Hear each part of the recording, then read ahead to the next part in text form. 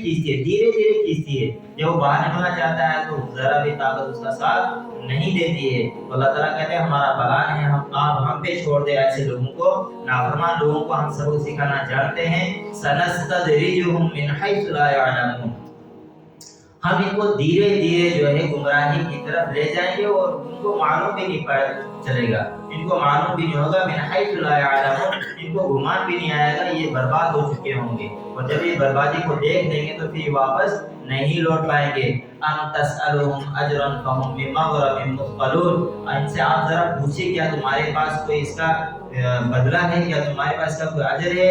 ام عندهم الغیب فهم یکتبون، کیا تمہارے پاس کوئی غیب کی کتاب ہے جس میں تم یہ سب لکھتے ہو کہ تمہارے ساتھ ایسا ہوگا جیسا تم چاہ رہے ہو، جو تم سوچ رہے ہو ویسا ہی ہوگا، اور جو نبی کہہ رہا ہے تم نہیں مان رہے تو یہ غلط بھی ہو سکتا ہے. تمہارے پاس کوئی کتاب اس میں احکامات تمہیں چھپا کے رکھے ہوئے ہیں؟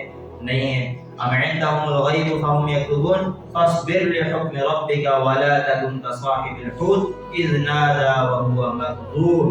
اور نبی صلی اللہ علیہ وسلم آپ کو بار بار حوصلہ دے رہے ہیں کہ آپ صبر کریں اپنے رب کے حکم سے، ڈٹے رہیں، جمے رہیں اور کہیں کمزور نہیں پڑ جانا.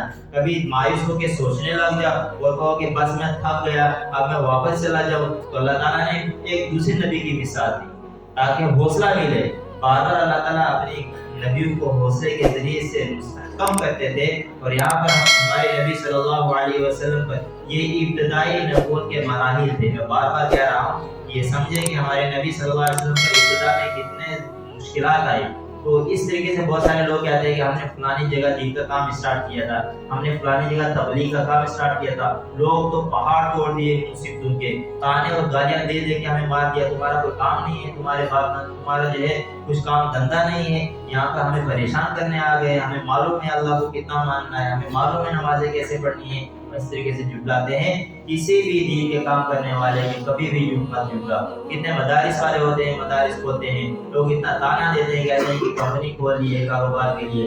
یہ تو اللہ فیصلہ کرے گا کس نے کاروبار کھولا ہے اور کس نے ادارہ کھولا ہے. یہ تو اللہ فیصلہ کرے گا کس نے دین کھولا ہے اور کس نے دنیا کھولی ہے. یہ تو قیامت کا دن آئے گا، آپ دنیا میں کیسا فیصلہ کر سکتے ہو؟ اسے کسی بھی دین کا کام کرنے والے کا فیصلہ کبھی بھی دنیا میں نہیں کرنا چاہیے. ساتھ دے سکتے ہیں تو ساتھ دیجیے، ورنہ کم سے کم خاموش رہیے، مخالفت نہ کیجیے. فاصبر لحکم ربک ولا تکن کصاحب الحوت. اے نبی صلی اللہ علیہ وسلم آپ اپنے رب کے حکم سے صبر کیجیے، اور آپ مچھلی والے کی طرح نہ ہو جانا کہ مایوس ہو کے تم پلٹ جاؤ تو تمہارا رب تم سے ناراض ہو جائے. اذ نادى وهو مکظوم، جب اس نے ہم کو پکارا تو وہ غم سے بھرا ہوا تھا، وہ دکھ سے بھرا ہوا تھا. معلوم ہے نا مچھلی والے کون تھے؟ حضرت یونس علیہ السلام. جب امت نے بہت ستایا، پریشان کیا تو اللہ نے کہا کہ ٹھہر جاؤ، ایک دن کے بعد عذاب آنے والا ہے. یہ ایک بات روایتوں میں آتا ہے کہ کہا کہ 3 دن میں عذاب آنے والا ہے. وقت کی تعیین نہیں کی، اور یہ نبی حضرت یونس علیہ السلام وقت کی تعیین سے پہلے بستی سے باہر نکل گئے، اللہ کی آزمائش میں آ گئے، کیونکہ ابھی باہر نکلنے کا حکم نہیں آیا تھا. یہ تو اعلان ہوا تھا صرف کہ 3 دن رک جائیے، ان پہ عذاب آنے والا ہے. تو یونس علیہ السلام نے کہا کہ اب اس قوم پہ عذاب آئے گا، میں اپنے آپ کو بچاتا ہوں. اور اللہ کے حکم سے پہلے اور تعیین وقت کی تعیین سے پہلے وہ وہاں سے باہر نکلے، اللہ نے آزمائش میں ڈال دیا. بچے بھی گر گئے، پانی میں چلے گئے، پھر خود جو ہے کنارہ کشی کرنے لگے تو مچھلی نے ان کو نگل لیا.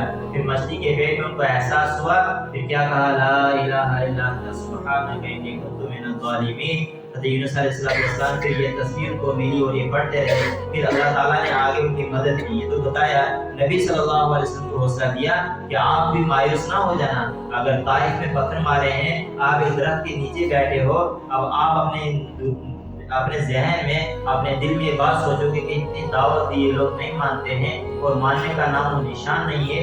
فرشتے بھی آ رہے ہیں کہ اے نبی صلی اللہ علیہ وسلم، یہ طائف والے، یہ لوگ پہاڑی کے بیچ میں چھوٹا سا گاؤں آپ کو اتنا ستا رہا ہے. آپ اس گاؤں کے نہیں بلکہ پوری دنیا کے بادشاہ ہیں، پوری دنیا کے آپ نبی ہیں، اور یہ آپ کو ستا رہے ہیں. آپ سے حکم دے دیں ہم پہاڑ کو ملا کے ان کو تباہ کر دیں.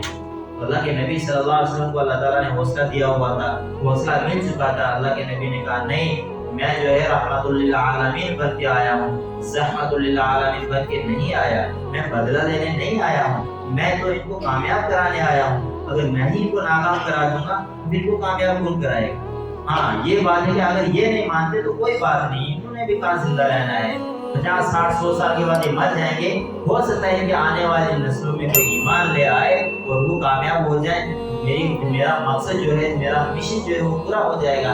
اور آج دین کی بات کو آگے پہنچانا صدقہ جاریہ ہے۔ آپ بھی اس ویڈیو کو شیئر کریں تاکہ جب کوئی اس کو دیکھے گا آپ کو بھی اس کا اجر ملتا رہے گا۔ ہماری ویڈیو کو لائک کریں، شیئر کریں اور اس چینل کو سبسکرائب کریں۔ السلام علیکم ورحمۃ اللہ وبرکاتہ۔